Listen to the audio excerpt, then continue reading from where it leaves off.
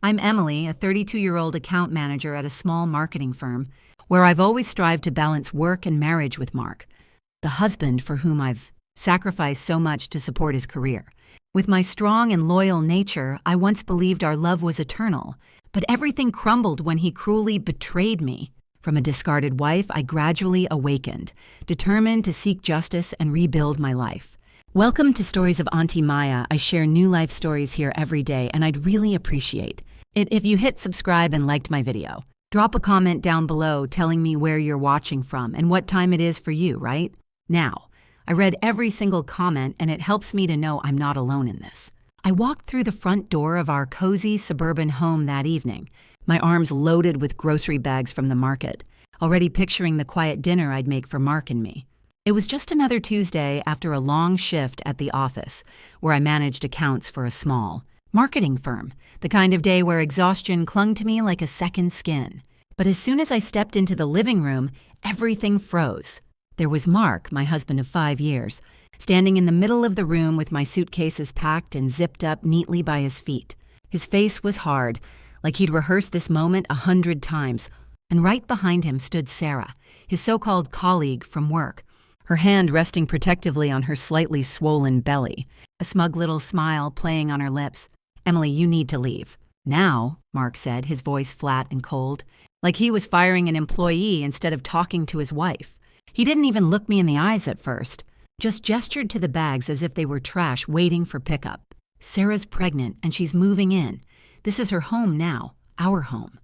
I've already started the divorce papers." I dropped the groceries right there on the floor. Apples rolling across the hardwood we'd picked out together when we bought this place 3 years ago. My heart pounded in my chest, a mix of shock and nausea rising up, making it hard to breathe. How could this be happening? I'd ignored the late nights at the office, the secretive phone calls, telling myself it was just stress from his promotion at the tech company. But here it was, staring me in the face, betrayal so raw it felt like a slap.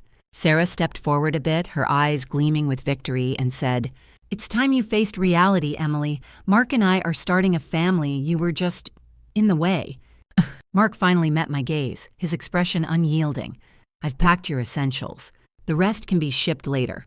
Don't make this harder than it has to be."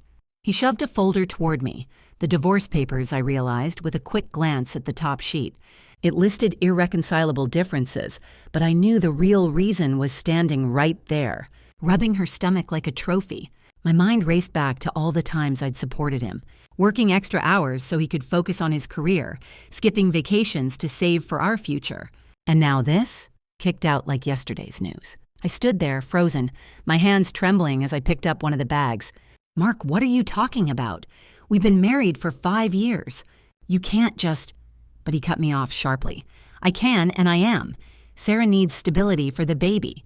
Our baby. You've got 30 minutes to get your things and go, or I'll call the police." Sarah chimed in again, her voice dripping with fake sympathy. "It's for the best, really. You deserve to move on too." Move on? From what? The life I'd built with him. The humiliation burned through me, hot and unrelenting. His neighbors might have seen her car parked outside more often than I cared to admit. I felt worthless, discarded, like all those years meant nothing. My chest tightened with the pain of abandonment, the kind that makes you question every loving moment you ever shared. I grabbed the suitcases, dragging them toward the door, my legs feeling like lead. Mark watched impassively, arms crossed, while Sarah whispered something in his ear that made him nod. "Don't forget your keys," he said, holding out his hand for the house key. I handed it over, my fingers brushing his for the last time, and a wave of heartbreak crashed over me. This was our home, the place where we'd laughed over late-night movies, planned for kids of our own someday. Now it was hers. As I stepped outside into the cooling evening air, the door clicked shut behind me, locked already. I loaded the bags into my car, tears blurring my vision, feeling the isolation settle in like a heavy fog. Who would believe me over him? He'd always been the charismatic one, the successful earner. I drove away slowly, glancing back in the rearview mirror at the house shrinking in the distance. My world shattered in an instant. The betrayal stung deepest, knowing I'd given everything, only to be replaced by her and a child that wasn't even part of our plans. But even in that moment of despair, as I pulled over a few blocks away to catch my breath, A tiny spark flickered inside me. Something about Sarah's timeline didn't add up. I'd seen Mark's travel receipts from those months. He claimed they connected. It was too soon to act, but the seed was planted. For now, though, the pain consumed me. The humiliation of being evicted from my own life. The abandonment by the man I'd trusted. The heartbreak of a broken marriage. I wiped my eyes and kept driving, heading toward my friend's place.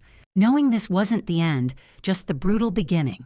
I pulled up to Lisa's apartment building about 20 minutes after leaving the house, my hand still gripping the steering wheel tightly as I parked in the visitor spot. Lisa had been my closest friend since college, someone I could always count on for a listening ear during tough times. Her place was a cozy 2-bedroom downtown, with soft lighting and a welcoming feel that contrasted sharply with the chaos I'd just escaped. I grabbed my phone and texted her quickly. "Need to talk. Can I come up?" Her response was immediate. "Absolutely, I'm here." I lugged one suitcase up the stairs, leaving the other in the car.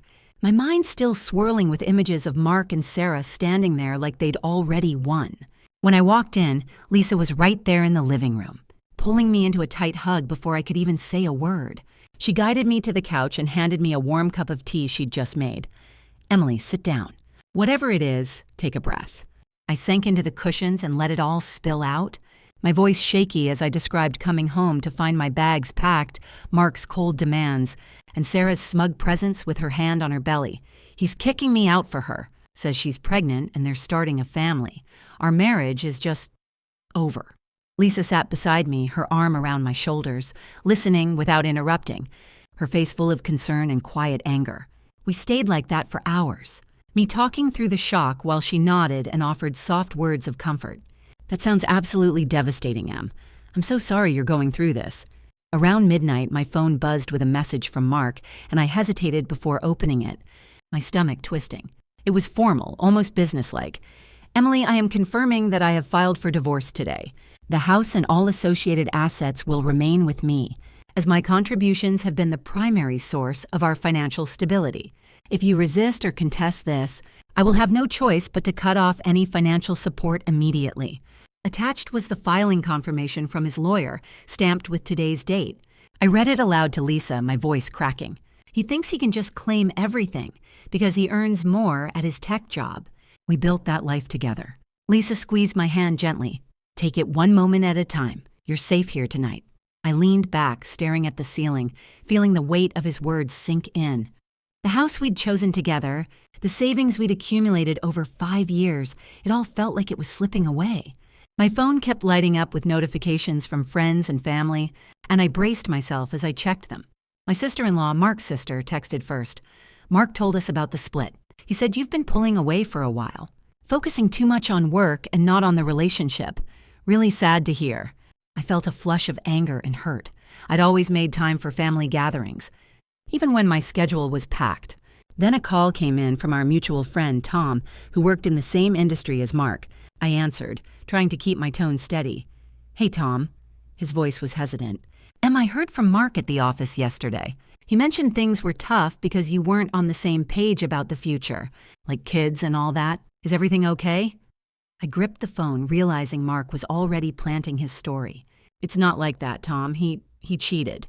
But Tom just murmured something sympathetic and ended the call quickly, like he didn't want to get involved. I hung up, feeling more isolated, as if Mark's version was already taking root. By morning, the smear campaign was in full swing. I woke up on Lisa's couch to more messages. My own cousin wrote, saw Mark's post on Facebook. He said he's been unhappy for years and needs to move on.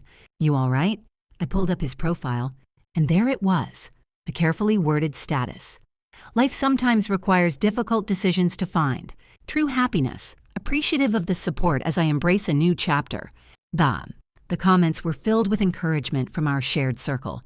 People I'd considered friends now offering him virtual pats on the back. It stung deeply, knowing he was painting me as the one at fault, the distant wife who drove him into someone else's arms. Lisa was in the kitchen making scrambled eggs and toast, the smell filling the air as she brought over a plate. "Here, eat something. You need your strength." I picked at the food, my appetite gone but grateful for her quiet presence. "Thanks, Lisa. I don't know what I'd do without you right now." As I ate, another email from Mark popped up, even more formal. Attached is a preliminary list of our assets. I expect you to agree to my terms without delay. The house, car, and savings are rightfully mine given my larger income contributions. Contesting this will result in immediate cessation of any joint financial access. I opened our banking app to check, and sure enough, when I tried a small test transfer to my personal account, it bounced back with a message about daily limits reached, something that had never happened before.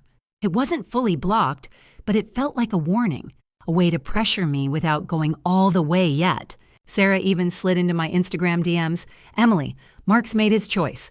We're building our future now. Best if you step aside quietly." Her profile showed early pregnancy posts, all glowing and captioned with excitement about their little one. I didn't reply, just closed the app and set my phone down, the betrayal hitting me anew. How had our talks about starting a family turned into this, with her carrying what he called our baby? But something nagged at me.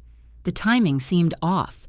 Mark had been away on that 2-week business trip to Europe around the conception window I'd roughly calculated in my head last night. It was just a fleeting suspicion, nothing solid, but it lingered in the back of my mind amid the pain. I curled up under a blanket on the couch, tears coming again as the reality settled in deeper. Mark's formal demands, the threats to cut me off if I fought back, the way he'd started turning our friends and family against me, it all amplified the abandonment from the night before. Lisa sat with me, rubbing my back gently. "You're not alone, Em. We'll get through this day by day." I nodded, too overwhelmed to do more, the heartbreak of our shattered marriage weighing heavy. The conflict had truly begun, with Mark's calculated moves isolating me step by step, but that quiet doubt about the pregnancy kept flickering, a tiny seed buried under the hurt. I spent the next couple of days at Lisa's apartment, trying to wrap my head around everything that had happened so far. Her place felt like a temporary haven, with its comfortable couch and the way she kept the kitchen stocked with simple meals, but the reality outside those walls was closing in fast. I'd been checking my phone constantly, hoping for some sign that Mark might reconsider, but instead things just got worse. That afternoon, I decided to drive back to the house to pick up a few more things I'd left behind in the rush. Some clothes, my work laptop, personal documents. As I pulled into the driveway of our suburban home, the one with the neat lawn we'd maintained together, my heart sank when I saw a locksmith's van parked there. Mark's car was in the garage, and Sarah's little red sedan was right beside it, like she already owned the place. I got out and walked up to the front door, key in hand, but when I tried to insert it, it wouldn't turn. The lock had been changed already, just 2 days after he kicked me out. I knocked firmly, my knuckles rapping against the wood we'd painted last summer, and waited. Mark opened the door a crack, his face stern and unyielding. "What are you doing here, Emily? I told you it's over." I stood there on the porch, feeling the cool breeze of the evening, and tried to keep my voice steady. "I need my things, Mark. My laptop, some clothes. You can't just lock me out like this." He crossed his arms, blocking the entryway. "Actually, I can. The house is in my name primarily, and my lawyer advised securing it. Your stuff's in boxes in the garage. Take them and go." Sarah appeared behind him then, peeking over his shoulder with that same smug smile from the first night. "Emily, really, this is embarrassing. Mark's made it clear. You're not welcome here anymore." I felt a surge of humiliation as a neighbor across the street glanced our way while walking their dog, probably wondering what was going on. Mark stepped aside just enough to point toward the garage. "The boxes are labeled. Don't come back after this, or I'll have to involve the authorities." I walked around to the side entrance, my cheeks burning, and found 3 cardboard boxes stacked haphazardly, filled with my clothes, a few books, and my laptop. No care in the packing, just dumped in like afterthoughts. As I loaded them into my car, I heard the front door slam shut, the new lock clicking into place. Driving back to Lisa's, my phone dinged with a bank alert and I pulled over to check it. Our joint accounts were now completely frozen, no transactions allowed at all, not even the small ones I'd managed yesterday. When I logged into the app, a message popped up. "Account access restricted pending legal review." Mark must have called the bank that morning, using his influence as the primary account holder to shut me out entirely. I had a little in my personal savings, but it wouldn't last long, not with rent, food, and bills piling up. "How am I supposed to survive?" I muttered to myself, gripping the wheel as tears blurred the road ahead. Lisa was waiting when I got back, helping me carry the boxes inside without asking too many questions at first. They changed the locks, I told her as we set them down in the guest room. She hugged me tight. That's awful, Em. Stay as long as you need. But the escalation didn't stop there. That evening, while scrolling through social media to distract myself, I saw Sarah's new post pop up in my feed. She must have forgotten to block me. Or maybe she wanted me to see it. It was a series of photos, her standing in our living room, hand on her belly, with Mark's arm around her waist. The caption read, "So excited for our new beginning in this beautiful home. Baby on the way and love filling every corner. Blessed new family." She tagged Mark and he'd liked it, even commented with a heart emoji. Comments flooded in from our mutual friends. "Congratulations, you two. So happy for you." And what a cute couple. "Wishing you all the best." My stomach twisted as I read them, realizing how quickly people were buying into their story. Worse, some relatives started chiming in too.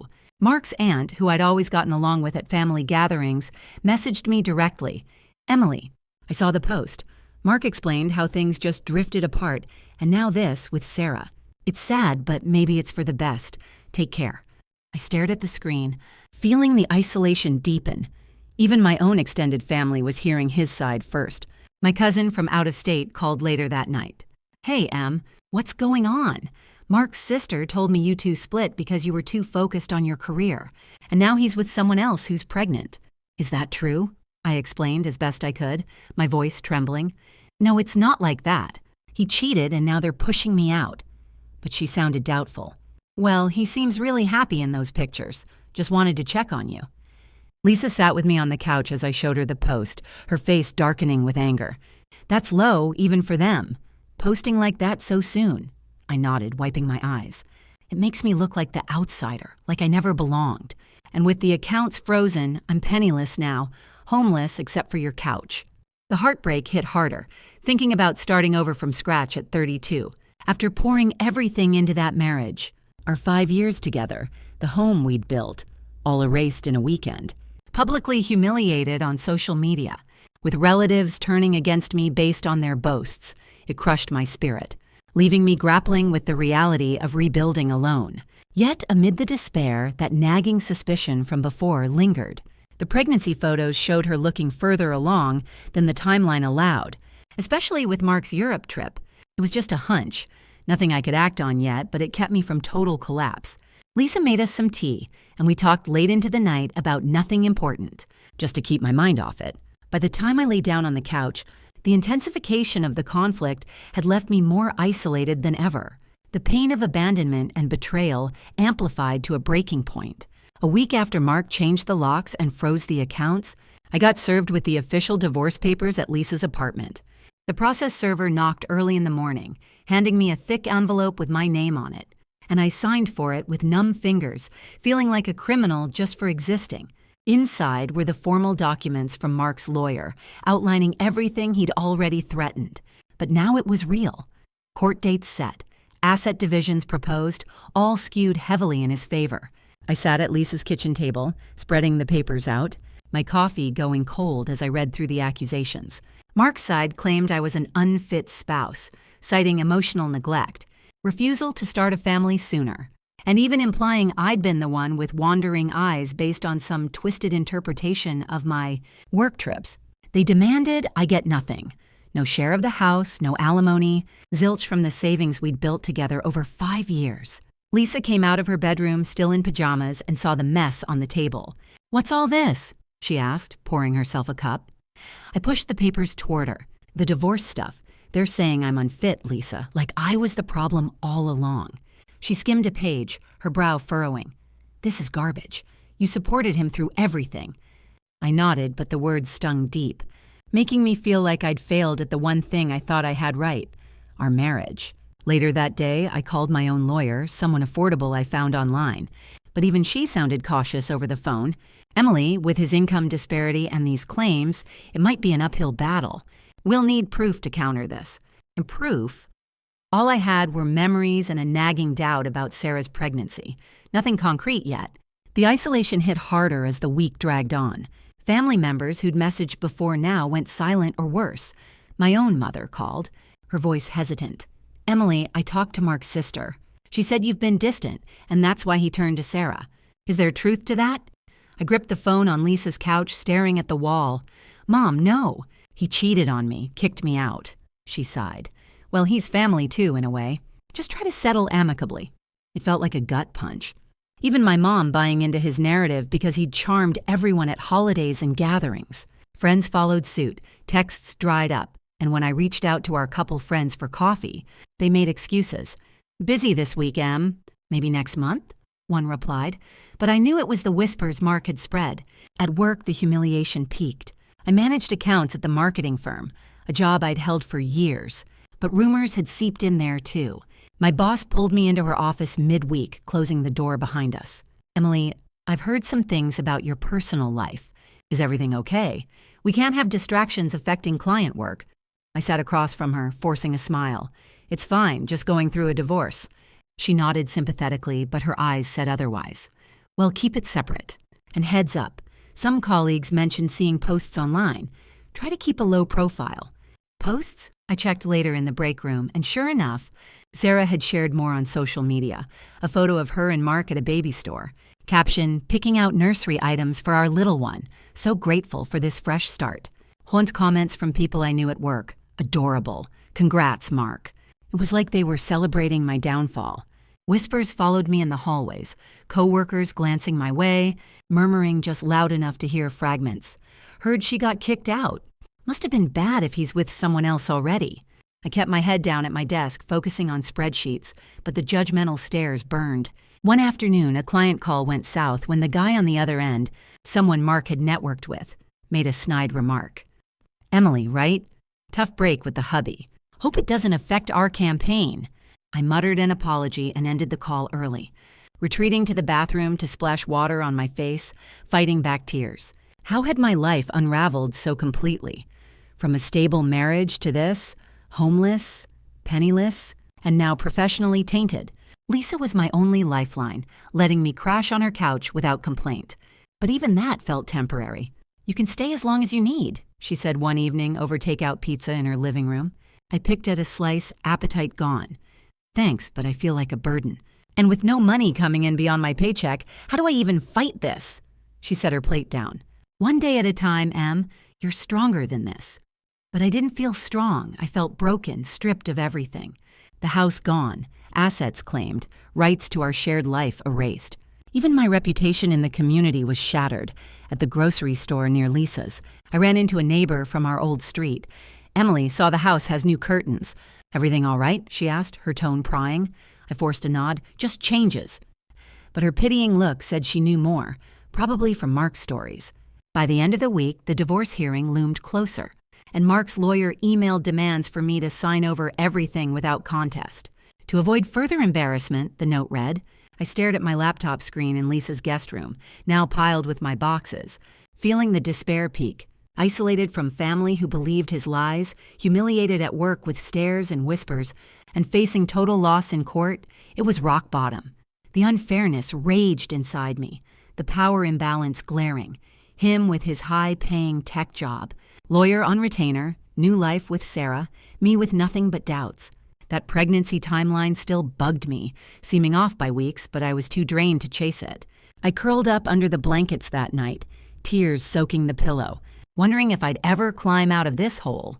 The outrage built, not just for me, but for anyone who'd been discarded like this, fueling a quiet ember amid the darkness.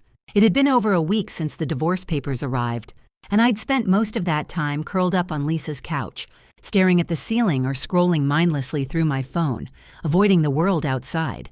The tears came in waves, sometimes triggered by a random memory of Mark and me laughing over dinner, other times by the sheer exhaustion of it all.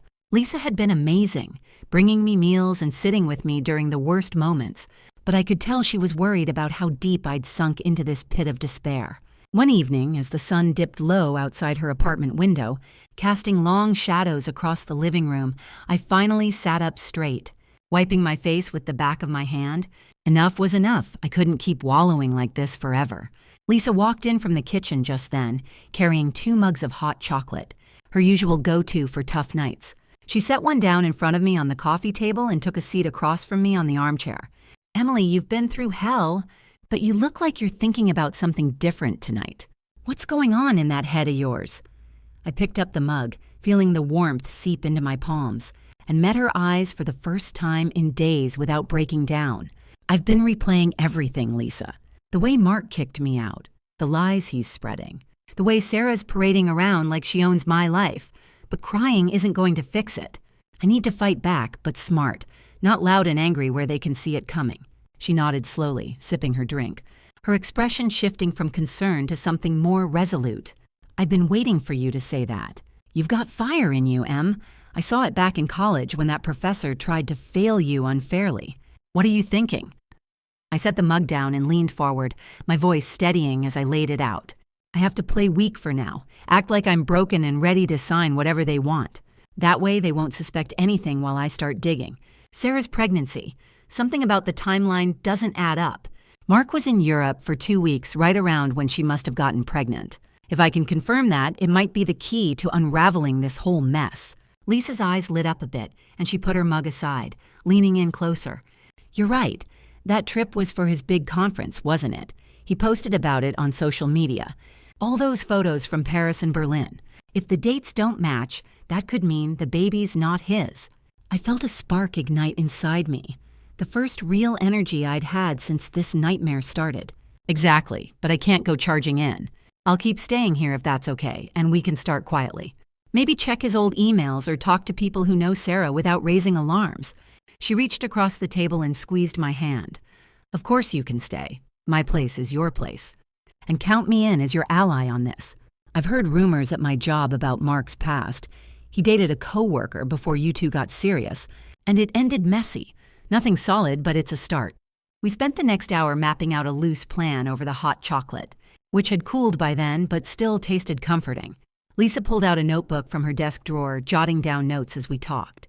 "First, let's list what we know," she said, her pen scratching across the paper. "Mark's trip, he left on the 15th of last month, right? Came back on the 29th.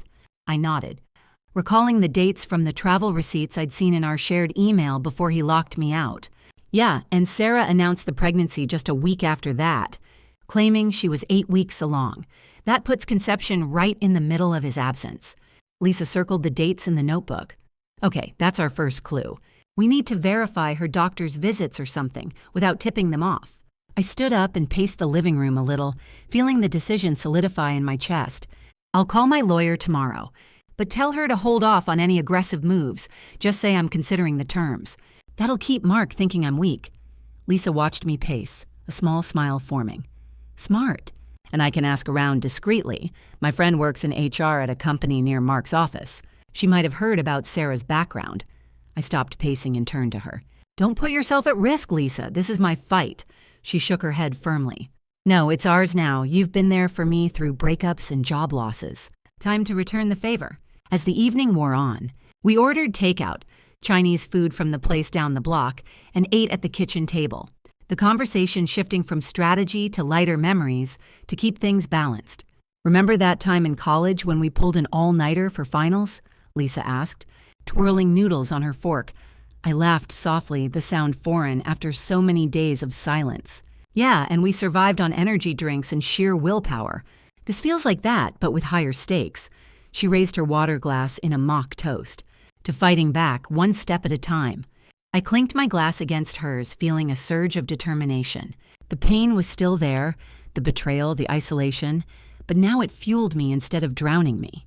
Later that night, as I settled into the guest room bed Lisa had set up for me, I pulled out my phone and scrolled through old photos, not to wallow, but to remind myself of what I'd lost and what I deserved to reclaim. There was one of Mark and me at a beach vacation 2 years ago, smiling like nothing could touch us. I deleted it, a small act of closure, and then searched for Sarah's social media profile again. Her posts were still public, boasting about the baby and their new life. But now I looked closer at the dates. One ultrasound photo timestamped just days after Mark's return. Too soon for an 8-week scan if. Conceived during his trip, it was the first crucial clue solidifying my resolve. Lisa knocked softly on the door before bed. "You okay in there?" I called back. "Yeah, better than okay. Thanks for being my ally in this." She poked her head in. "Always.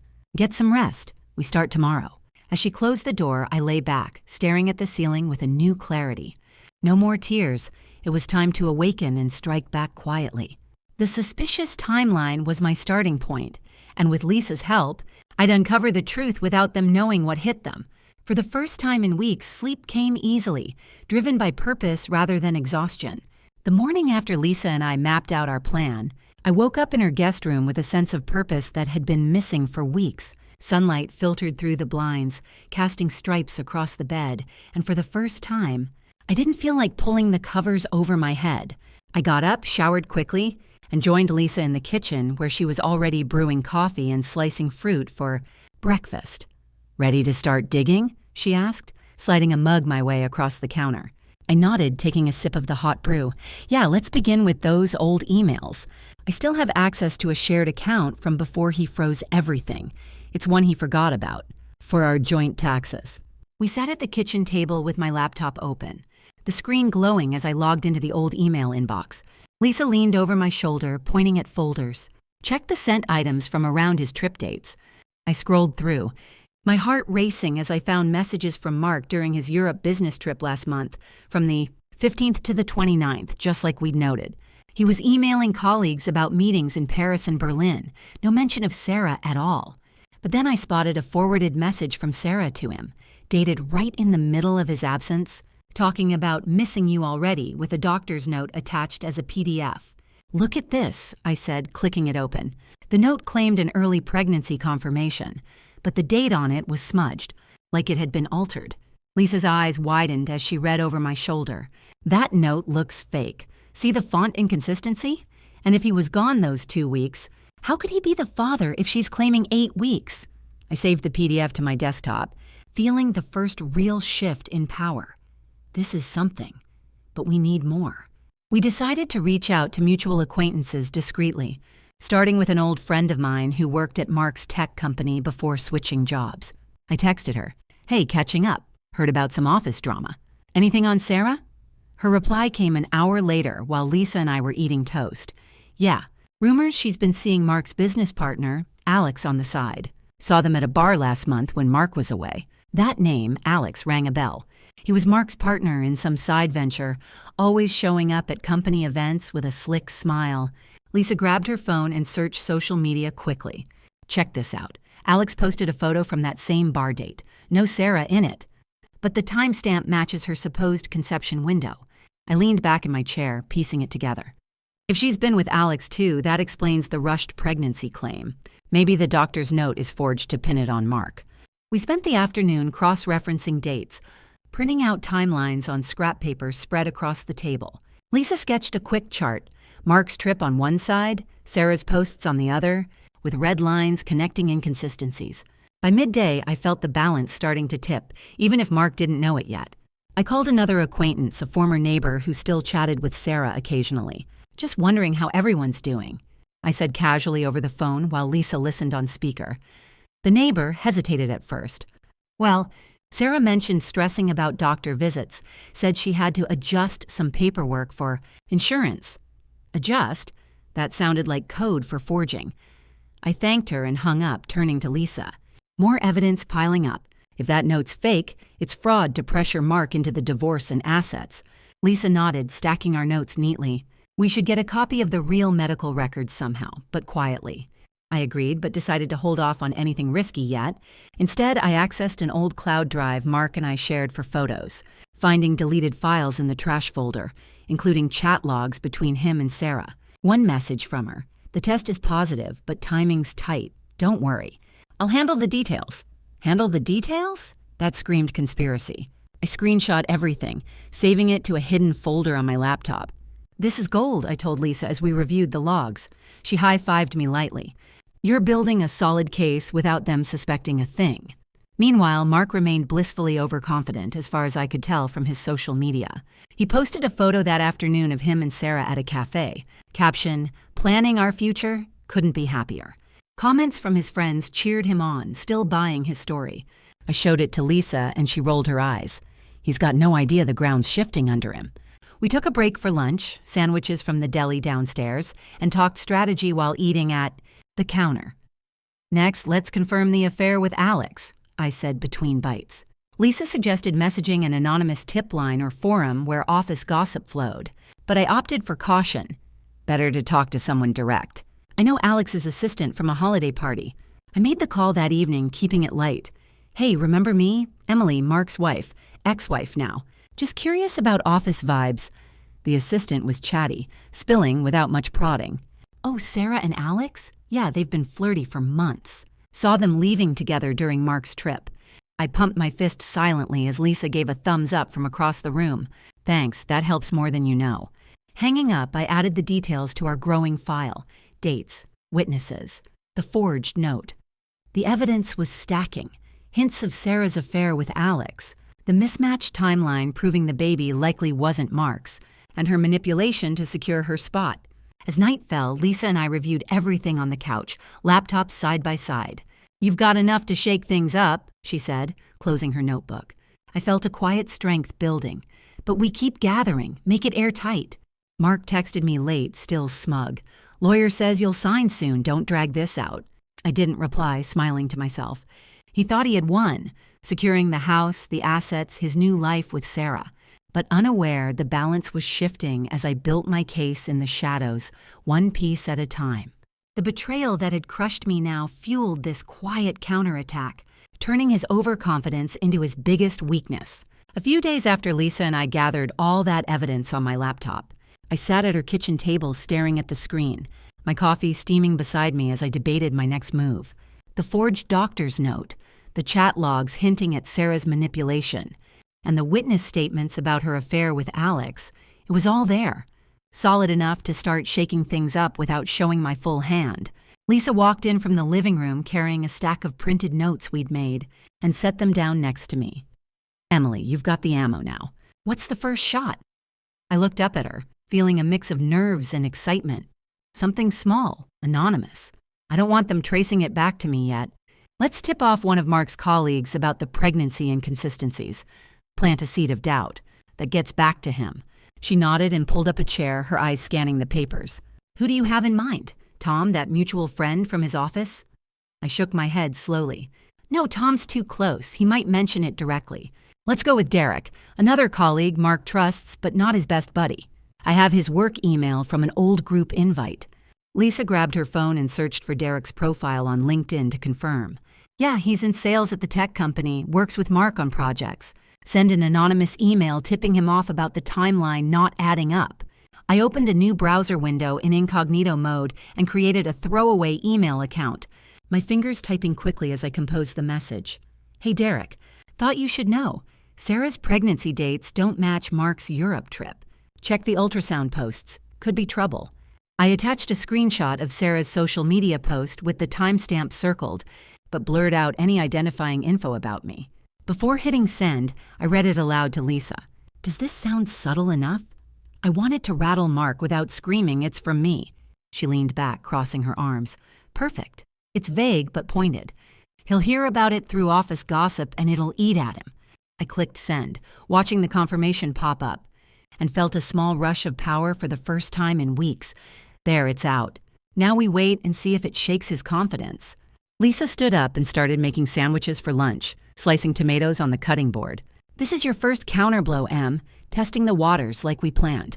If it causes arguments between them, we'll know it's working. That afternoon, while Lisa ran errands, I kept an eye on social media from the couch, refreshing Mark's and Sarah's profiles every few minutes. Nothing at first, just their usual posts about baby prep and cozy dinners in our old house. But around evening, Sarah's story updated with a cryptic quote, "Trust is everything. Don't let rumors ruin it." I smiled to myself, texting Lisa. Seed planted, she's posting about trust already. Lisa replied almost immediately. Nice. Means Derek probably mentioned it to someone and it got back. I set my phone down and paced the living room, imagining the scene at home. Mark questioning Sarah. Her getting defensive. It was a small strike, but it felt good to unsettle them after all they'd done to me. The next morning, I woke up to a notification. Mark had messaged me directly, his tone sharper than usual. Emily, if you're spreading lies about Sarah, stop now. It's pathetic. I showed it to Lisa over breakfast, eggs scrambling in the pan as she cooked. Look at this. He's rattled. Thinks it's me, but no proof. She laughed softly, plating the food. Exactly what we wanted. Deny it casually, keep playing weak. I typed back, I have no idea what you're talking about. Just trying to move on. He didn't respond right away, but later that day I got a call from Tom, the mutual friend. Hey, office is buzzing. Someone said Sarah's pregnancy might not be Mark's. He's pissed, arguing with her at lunch today. I kept my voice neutral. Really? That's wild. Hope they're okay. Tom sighed on the other end. Yeah, he confronted her about some affair rumors with Alex. She's denying it, but it's tense. Just thought you'd want to know. I thanked him and hung up, turning to Lisa, who was sorting laundry in the guest room. It worked. They're arguing. Mark's confidence is shaking and distrust is creeping in.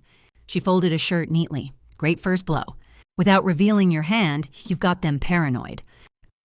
We spent the afternoon reviewing our evidence again, adding notes about this reaction to our file.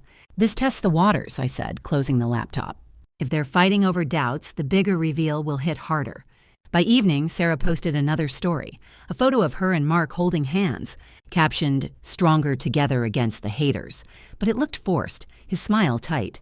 I pointed it out to Lisa as we ate dinner on the couch, takeout Thai food spread out. See that? They're trying to cover it up, but it's eating at them. She nodded, dipping a spring roll in sauce. Your move created cracks in their relationship. Mark's overconfidence is slipping. He thought he had it all locked down. I felt the tension escalate subtly, just like I'd planned, making them question each other without knowing I was behind it. Later that night, as I lay in bed scrolling, Mark texted again. Stay out of our business, Emily. We're happy. Focus on your own life. I didn't reply, but it confirmed the paranoia was setting in. Lisa knocked on the door before turning in. You did good today, Em. This is the start of turning the tables.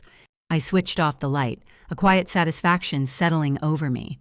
The small strike had planted seeds of doubt, causing arguments and shaking their foundation, all while I stayed hidden.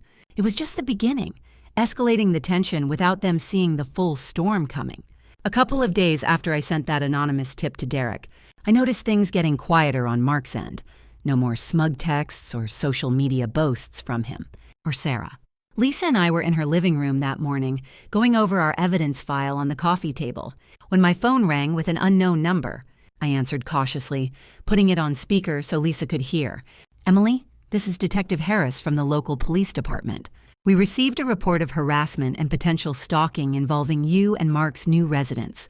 My stomach dropped as he explained that Mark had filed a complaint, claiming I'd been sending anonymous messages and spying on them. Lisa's eyes widened and she mouthed, He's escalating. I kept my voice calm. Detective, that's not true. I've been staying with a friend since he kicked me out.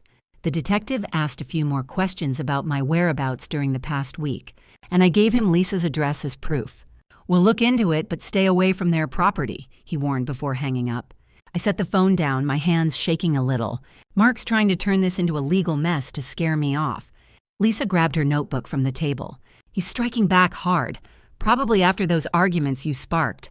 We decided to lay low for the day, but then an email popped up from Mark's lawyer, attached with a cease and desist letter demanding I stop any defamatory actions or face a lawsuit. It listed vague accusations of spreading rumors at his workplace, which could only mean the tip had hit home and rattled him enough to retaliate. That afternoon, while Lisa was at work, I got a knock on her apartment door. I peeked through the peephole and saw a man in a plain suit standing there, looking official. Emily, I'm a private investigator hired by Mark. Open up, we need to talk. My heart raced, but I didn't open the door. What do you want? I called through it. He slid a business card under the door. Just some questions about your recent activities. Mark thinks you're digging into his personal life. I picked up the card, seeing his name and agency printed neatly. I'm not talking without my lawyer, I said firmly, stepping back. He lingered for a minute, then left, but it felt like a direct threat. Mark was now hunting for dirt on me to counter whatever he suspected I was doing. Lisa came home around evening carrying groceries for dinner, and I filled her in right away as she unpacked in the kitchen. A PI, that's intense. He's trying to intimidate you. I helped her chop vegetables for stir-fry, the knife steady in my hand despite the nerves. Yeah, and get this, my boss called earlier, said there were anonymous complaints about my performance, hinting at personal instability affecting work. I think Mark's behind that too, spreading more rumors to threaten my job. Lisa stirred the pan on the stove. If you lose your income, it's harder to fight the divorce. Smart move on his part. I nodded, feeling the pressure build. It makes me look unreliable, just like his initial smears, but ramped up. The next morning, I checked our old shared cloud drive again, hoping to pull more chat logs, but everything was gone, deleted overnight. Mark must have realized I had access and shredded it all, I told Lisa over coffee at the table. She frowned, sipping her mug. That's destroying evidence. We have screenshots, though, right? I pulled up my hidden folder on the laptop. Yeah, but it's a setback. He's covering his tracks now. Then Sarah messaged me directly on my phone, her words popping up like a slap. Back off, Emily. If you keep stirring trouble, we'll make sure you regret it. Legal action isn't the only way to handle pests like you. I showed it to Lisa, who set her cup down hard. Direct threats now, they're getting desperate. We ate breakfast quietly after that, toast and eggs, but the weight of their counterattack hung over us. Mark emailed next, his tone formal and cold. I've updated the divorce terms. Sign now, or I'll push for full custody of any future assets and paint you as harassing us. Your job's on the line, too. Attached were revised papers, demanding even more concessions, like waiving any claim to our savings. I didn't respond, but it felt like he was closing in, intensifying the sabotage to push me toward defeat. Lisa rubbed my shoulder as I stared at the screen. Don't let it get to you, Em. We still have the forged note and witness statements. I forced a nod. I know, but it appears like I'm about to lose again, with the PI digging, evidence vanishing, and my work threatened. That evening, as we sat on the couch watching TV to unwind, my phone buzzed with a call from an unknown number again. I let it go to voicemail, and the message played back. Emily, this is Mark. Stop whatever you're doing, or things get worse. Sarah's stressed, and I won't let you ruin our family. His voice was angry, laced with paranoia from the doubts I'd planted. Lisa turned down the volume. He's lashing out because your strike worked, but now they're hitting back full force. I deleted the message, feeling the isolation creep back in despite her support. With the police involved, a PI on my tail, digital trails erased, and threats to my livelihood. It seemed like Mark and Sarah were regaining control, pushing me closer to breaking. But I held on to our file, knowing this was just their desperate escalation before the real climax. A few tense days after Mark's latest threats and the private investigator's visit, I sat at Lisa's kitchen table with my laptop open, staring at the final piece of evidence that would seal everything. Lisa had helped me dig deeper into that old shared tax inbox from Beat 6, the one Mark had forgotten to lock out after freezing our other accounts. There, forwarded from his personal email, was the non-invasive prenatal paternity test report that Sarah had insisted on to bind him legally. And dispel the office rumors I'd sparked, Mark had provided his sample through the standard lab process, thinking it would confirm his fatherhood and strengthen his divorce case against me. The results had arrived just that morning, clearly excluding Mark as the father, with the timeline pointing heavily toward Alex as the likely match based on the witness statements. And his business trip dates from the 15th to the 29th. I printed the certified report, complete with a QR code for instant verification, a notarized affidavit from the lab, and a hotline number for real-time confirmation, adding it to our file alongside the screenshots of the forged doctor's note, the chat logs, and the witness statements from his colleagues about Sarah's affair with Alex. This is it, Lisa, I said, stacking the papers neatly. Solid proof. Now I take control. Lisa poured us both coffee, setting the mugs down as she sat across from me. You've built an airtight case, Em. How do you want to drop this bomb? I took a sip, feeling the warmth steady my nerves. Publicly, where he can't deny it. Our family's annual holiday gathering is next weekend. Everyone will be there, including his parents, siblings, and even some work friends. I'll invite my lawyer and a couple of key witnesses, like the assistant who saw Sarah with Alex and the colleague who confirmed the forged note. She nodded, her eyes serious. That sounds perfect. Confront him in front of the people he cares about most. His reputation will crumble right there. We spent the morning planning the details over breakfast, toast, and eggs, mapping out who to contact and how to keep it under wraps until the moment. I called my lawyer first, that sharp woman named Karen, who'd been holding back on aggressive moves like I'd asked. Emily, what's the update? She said when she picked up. I have undeniable evidence. The NIP test results excluding Mark, the forgeries, everything. I want you at the family gathering to present it all, and you can verify the report's authenticity right there by scanning the QR code or calling the hotline if anyone doubts it. There was a pause. Then she replied firmly, "That's bold but effective for leverage in the divorce. I'll prepare affidavits from the witnesses and be there." Next, I texted the assistant from Mark's office, keeping it vague. "Need your help confirming some office rumors for my lawyer. Can you come to a family event next week?" She agreed quickly, saying she'd seen enough drama at work to know Sarah was shady. Then I reached out to the colleague who'd hinted at the forged note, inviting him as well with a similar low-key message. "Your insight could help clear things up. Join us at the holiday dinner?" Lisa helped me draft an innocent-sounding invite to the gathering, sending it to Mark's family group chat that I was still in. "Looking forward to seeing everyone at the holiday dinner. Let's catch up," I wrote, knowing Mark would assume I was playing nice to avoid more conflict. He texted me back almost immediately, "What are you playing at, Emily? Stay away from my family." I replied calmly, "It's a family event, Mark. I'm still part of it until the divorce is final." Lisa watched me hit send, grinning a little. "He's going to be sweating now, wondering what you're up to." We reviewed the file one more time that afternoon, making copies and storing digital backups on a secure drive. With this setup, the confrontation will expose everything: the affair, the fake pregnancy claim, the fraud, I said, closing the laptop. The NAP report's exclusion of Mark tied perfectly into the timeline mismatch and the witnesses' accounts of Sarah's involvement with Alex, leaving no room for doubt once verified on the spot. The days leading up to the gathering dragged with anticipation, but I kept busy at work, ignoring the ongoing rumors Mark had stirred there. My boss even pulled me aside one day in the office hallway. "Emily, things seem to be settling. Heard the complaints were baseless. Keep up the good work." I nodded, relieved that his strikes hadn't fully landed, and focused on staying calm and controlled, giving Mark the illusion I was backing down. At home with Lisa, we role-played the reveal over dinner each night. Pasta one evening, salads the next, to make sure I stayed composed. "Walk in confident, present the facts step by step," she coached, pretending to be Mark. "Don't let emotions take over." I practiced my lines, imagining the shock on his face when the NIP results came out. With Karen ready to scan the QR code or dial the verification hotline to prove it all in real time, right there amid the family. Mark tried one last intimidation tactic midweek, emailing me with more demands. "Sign the papers by Friday, or I'll make sure your job hears about your harassment campaign and I'll drag this divorce out until you're ruined." Attached was another photo from the PI showing me at Lisa's apartment building. Like proof I was hiding out and plotting, I forwarded it straight to my lawyer without flinching. "This just strengthens our case. Stalking his ex-wife," Karen replied. Lisa and I laughed about it over coffee that night. "He's digging his own grave deeper," she said, clinking her mug against mine. His threat only made me more determined, unshaken as I pictured him unraveling in front of everyone. I felt the full control shift to me.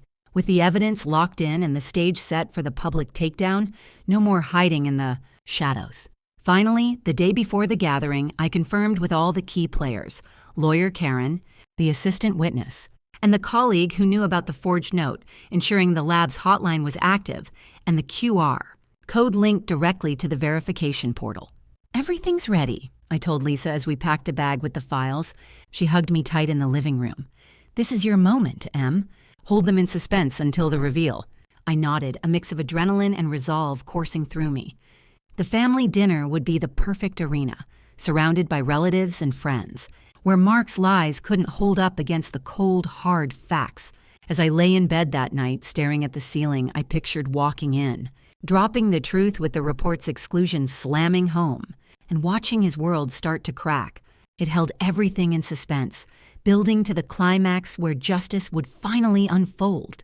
The day of the family holiday gathering finally came, and I drove to Mark's parents' house in the suburbs with Lisa riding shotgun, her hand on my shoulder as we pulled up to the familiar driveway lined with twinkling lights and parked cars. The place looked festive as always, with a huge wreath on the door and the glow of the Christmas tree visible through the windows. But my stomach twisted knowing what was about to unfold inside. I grabbed the bag with all the evidence from the back seat, took a deep breath, and walked up the steps, Lisa right behind me for support. As we entered, the warm smell of roasted turkey and pies hit me, along with the chatter of relatives filling the living room. Mark's parents, siblings, aunts, uncles, and a few work friends mingling around the appetizer table. Mark spotted me immediately, his arm draped possessively around Sarah, who stood there in a flowing red dress that accentuated her belly, both of them laughing with his sister like they owned the world. Karen, my lawyer, had arrived a few minutes earlier, blending in with a glass of wine in hand, and the two witnesses, the assistant from his office and the colleague who'd confirmed the forged note, were already seated casually on the couch, chatting with cousins as if it was just another holiday. Mark strode over as soon as I hung up my coat, his face twisting into a scowl while Sarah followed close behind, her eyes narrowing at me. "Emily, what are you doing here? I warned you. Stay away from my family," he hissed, keeping his voice low to avoid drawing attention. Sarah crossed her arms over her stomach and leaned in. "Yeah, this is trespassing. We'll call the police if you don't leave right now." I met their gazes steadily, forcing a small smile to keep things calm. "It's a family gathering, Mark. I'm still family until everything's final. Let's not ruin the evening for everyone." His mother called us to the dining room then, ushering people to the long table loaded with food, and we all sat down for dinner, plates of ham, stuffing, and vegetables passed around amid light conversation about the weather and kids' school plays. I sat across from Mark, watching him and Sarah exchange smug glances, thinking they'd won, while Karen nodded subtly at me from down the table, her phone ready in her lap. After the main course, as desserts were served, pumpkin pie and cookies on platters, and coffee poured, the room settled into a comfortable lull. Mark's father raised his glass for a toast to family and new beginnings, everyone clinking glasses with smiles. That's when I stood up slowly, my chair scraping back just enough to draw eyes my way. "Before we end the night, I have something to share about truth in this family," I said.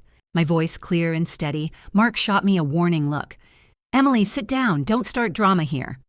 But I pulled out the ENIP report from my bag, holding it high. Mark kicked me out for Sarah's pregnancy, claiming it was his. But this test they ordered themselves excludes him as the father. Gasps echoed around the table, Mark's mother covering her mouth, while Sarah turned pale. "That's a lie! You faked it!" she shouted, standing up. Karen rose calmly beside me, pulling out her phone. "Let me verify this right now," she said. Scanning the QR code first, the screen lit up with the lab's portal confirming the C, authenticity, then dialing the hotline on speaker. A voice from the lab answered, "This report is valid, excluding the provided male sample as the father, notarized and certified." The room fell into stunned silence for a moment, then murmurs built as I laid out the rest, passing copies of the forged doctor's note around the table. "See the font changes." Sarah altered it to pressure mark. The colleague witness spoke up. I heard her talking about adjusting paperwork at the office. It's fraud. Next, I showed the chat log screenshots. These messages prove the manipulation, and the timeline doesn't add up. Mark was in Europe from the 15th to the 29th during conception. The assistant added her piece. "I saw Sarah with Alex multiple times then, intimate lunches and more. It's his business partner." Mark's face drained of color, his fork clattering to his plate. "Sarah, tell them it's not true. The baby's ours." But Sarah broke down, tears streaming as she backed toward the door. "Mark, I panicked. It was Alex's. I needed your money, the house. I'm sorry." She grabbed her purse and bolted out the front door, leaving Mark alone as relatives stared in shock. Mark's father slammed his hand on the table. "Son, you destroyed your marriage for this. The smears, the lies. We believed you." His sister shook her head. "Emily supported you for years, and you framed her as the villain?" The room turned against him, whispers of disbelief turning to outright condemnation. His work friends pulling out phones to text colleagues about the scandal that would tank his career. That's when Karen's phone buzzed. She'd messaged Alex earlier that day through legal channels, summoning him as a potential witness to the paternity fallout, and now he walked in, looking grim. "Mark, Sarah confessed to me weeks ago. The test confirms it. This messes up our business, too." Mark slumped in his chair, humiliated and broken, his hands covering his face as sobs escaped. "How could you do this to me, Sarah? To us?" But she was gone, abandoning him in his ruin, facing lawsuits from Alex for the deception and potential fraud charges from me. Karen spread out a settlement agreement on the table, a term sheet outlining the fair split. "With this evidence, Emily gets half the assets, the house, and alimony. Sign now, and we'll file it with the court first thing Monday." Mark's parents nodded sternly. "Do it, Mark. You owe her that much." He grabbed the pen with trembling fingers and signed, his signature shaky on the paper that sealed his loss. Karen handed me a copy along with the house keys he'd brought as a symbol of his control. It's settled on paper, Emily, to be finalized soon. I stood tall, the weight of the betrayal lifting as I looked around at the family who'd seen the truth. Lisa squeezed my arm, and we walked out together into the cold night, the door closing behind us on the chaos. I held the signed agreement and keys in my hand, symbols of my reclaimed life, starting fresh with dignity and pride. The sharp moral lesson hit me as we drove away. Betrayal built on lies always crumbles when the truth steps into the light. If you've ever betrayed or slandered someone, please comment below so I know I'm not alone. Share this with someone who needs to hear it today. The greatest value is healing and empowerment. You're not a victim forever. You have the right to stand up, set boundaries, and demand justice. On screen, you'll see 2 new real-life stories I truly think you'll love. There are so many more waiting on my channel. Come join us there. Don't forget to subscribe so we never lose each other. See you in the next story, my dear friend. With all my love and respect.